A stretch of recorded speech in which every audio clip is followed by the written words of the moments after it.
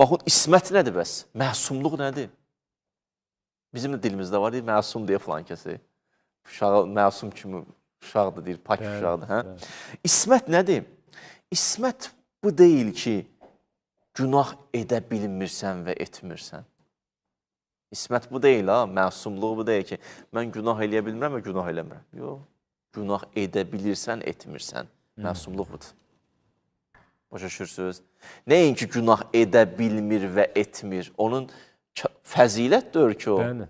Edə bilmir, etmir. Yox, edə bilir, etmir. Başa düşürsünüz? Günahın o şəraiti var, amma yox deyir.